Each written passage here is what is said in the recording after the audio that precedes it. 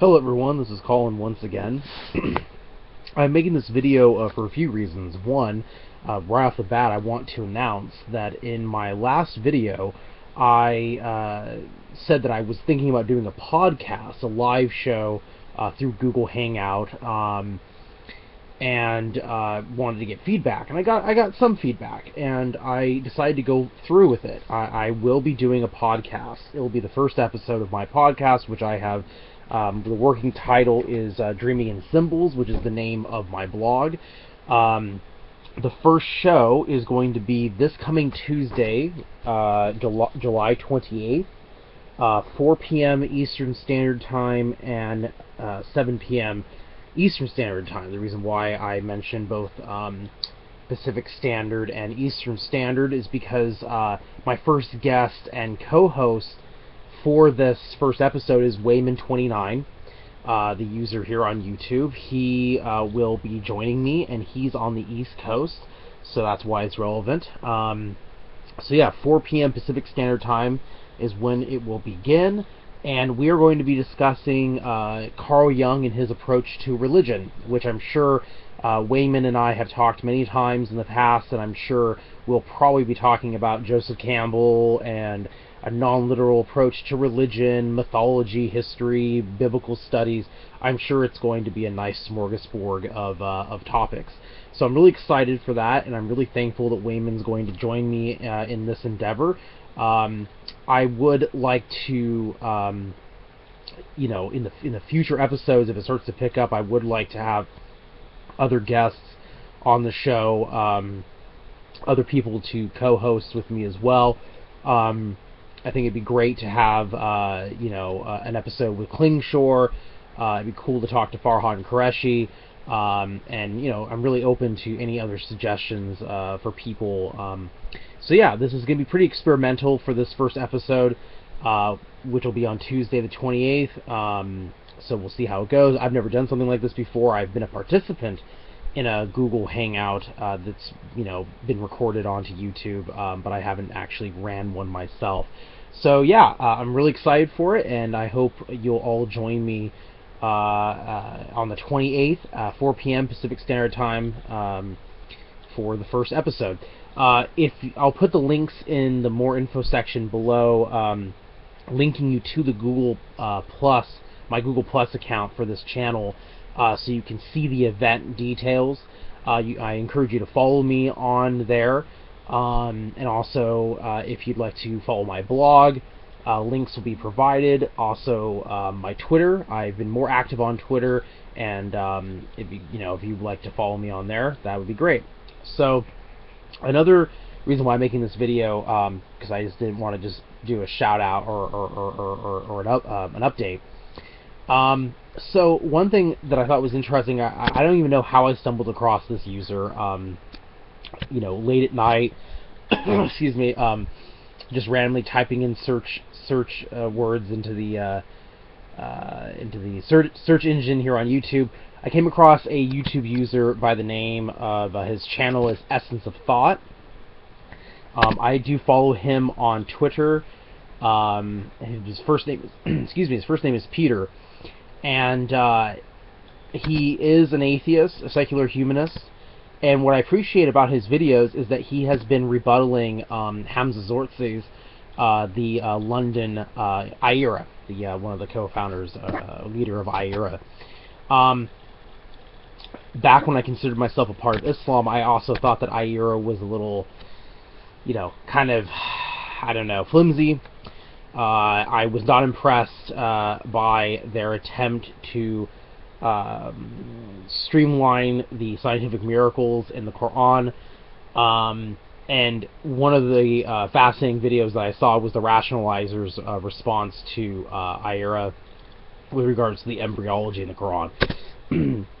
Well, it's been a while since I've seen any recent action from Hamza Zortzi's IERA, or I haven't really seen very many people talking about Hamza Zortzi's or IERA, so this was sort of, a nice, fresh look at responding to this particular form of apologetics.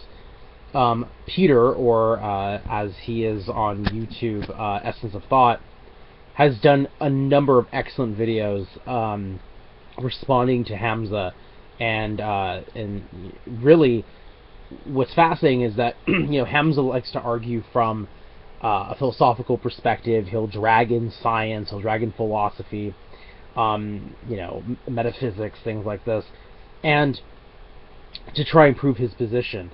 It's fascinating to see. Even if I don't share the particular point of view of the people debating or responding to each other, I still love watching these back and forth types of exchanges.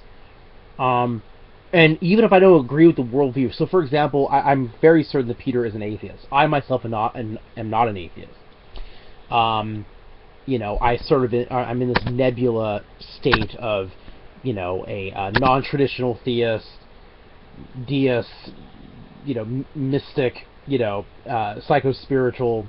I definitely, when I've talked to people who are used to looking at people as theist, atheist, agnostic, I don't really fit into a neat category as of right now.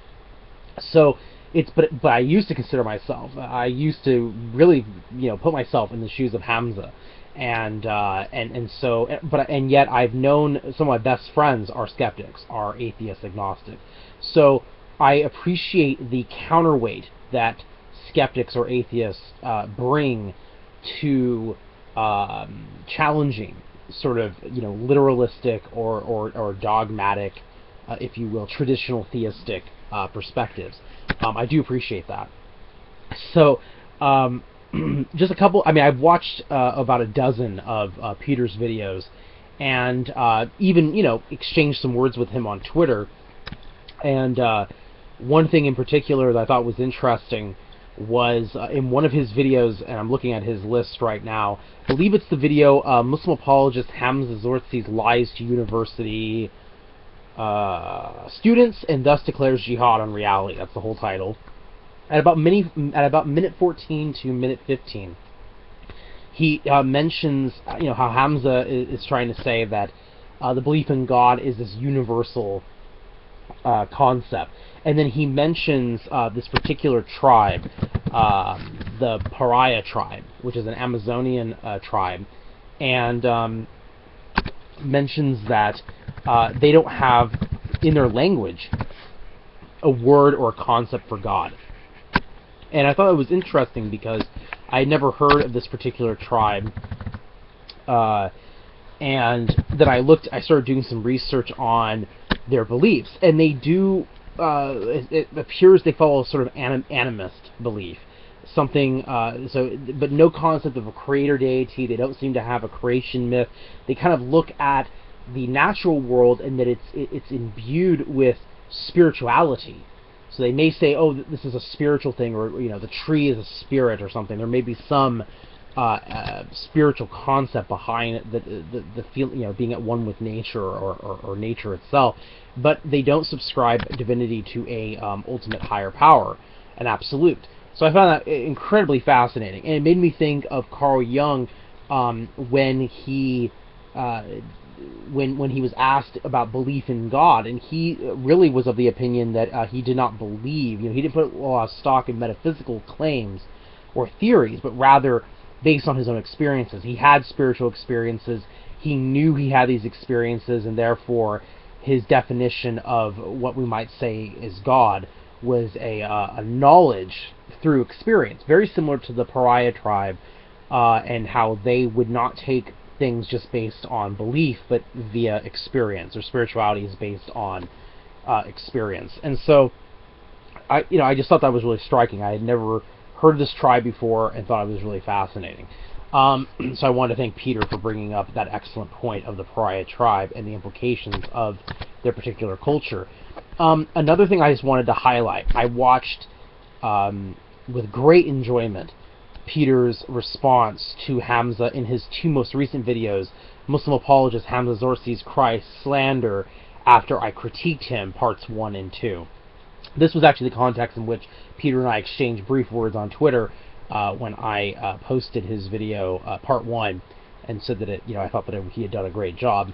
I thought that Peter did an excellent job in responding to Hamza Again, this is the type of thing where I usually don't, for my own personal concept of spirituality, I don't usually take it to the level that Peter and Hamza are arguing.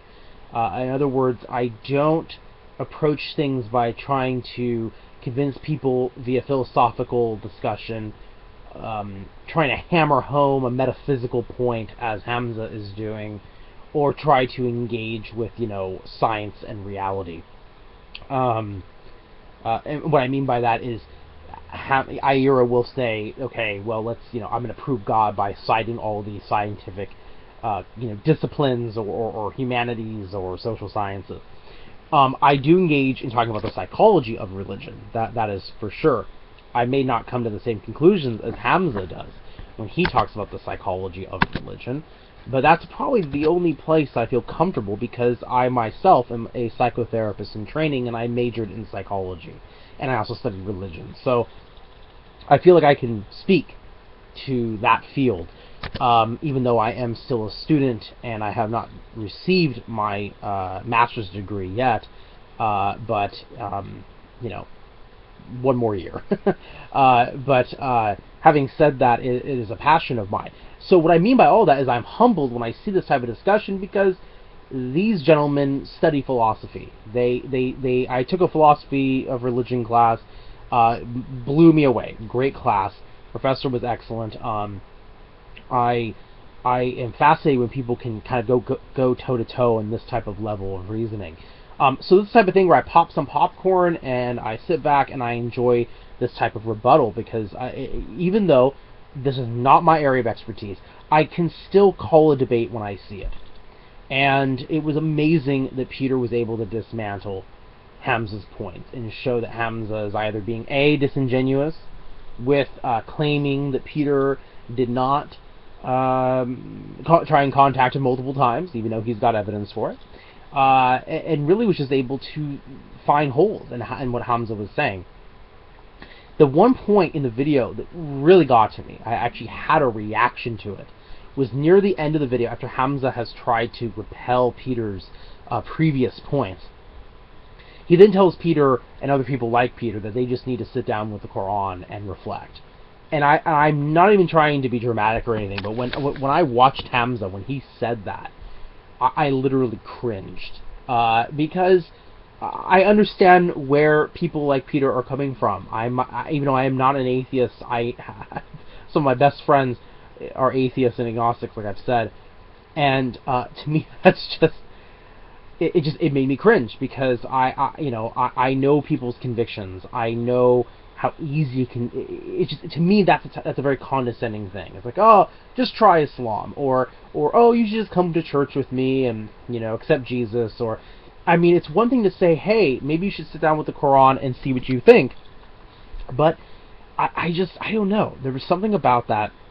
It felt like it was a complete reverse, because even though I thought Peter won the exchange, if we're going to say a winner or a loser, I felt that Hamza just sort of invoking the sort of, you read the Quran with an open mind, with an open heart, and Peter's suddenly gonna take his shahada, right? I don't know, and I would assume that Peter has read the Quran, or has read major parts of it, and I don't know. There's something about that. I know that I had said in the past I was going to make a video about devotional reading. Reading of scripture, and in my video towards Sam Harris, I had said that some religions like Hinduism and Buddhism, you read most of their scriptures or a lot of their texts, and it tries to get people into a place of meditation. While that is true for many mystics of the Abrahamic faith, there are certain groups within Judaism, Christianity, and Islam that read the scripture just to sort of have a meditative or spiritual experience. It's devotional reading. And so if Hamza is engaged in devotional reading of the Quran and he has a spiritual experience because of it, that is his own subjective experience. But that's going to be different for everyone. And not everyone can experience devotional reading. Not everyone is impressed by devotional reading. And some people just never do experience it. They read a text and they just go, okay, I'm just reading this text. So I feel like telling Peter to just sit down with the Quran and let the magic begin. My words. I can only imagine Peter must have just been laughing at that point. I think it's one thing to engage each other in this sort of the way that that it's been going on, the way I see it, which is this sort of philosophical, scientific, citing scholars or people and talking about physics or things that are well beyond my area. And it's another to just sort of try and tell the person in a way that sounded very condescending to me, like, Peter, you just need to shut up and read the Quran. and I don't know about that. It really irked me when I heard that, and I was right near the end of part 2, I think, of Peter's response to Hamza. So anyway, I know this part probably sounds really random, but these are just some things that I've been watching lately. I would encourage you to check out Peter's channel, regardless of what your personal background is. If you just want to see really good responses, or something to make you stimulate your thinking and make you see things from a certain perspective, I would encourage you to check out Peter's channel, and I'll have it linked below. So yes, again, please follow me on, if you'd like, on Twitter, Goodreads, Google+, and my blog, and those things are linked on the main page of my channel. And if you'd like to stop by on Tuesday, July 28th, 4 p.m. Eastern Standard Time, for the first episode of my podcast, co-host and special guest Wayman29, I would greatly appreciate it. Thank you all for watching, and peace be with you all.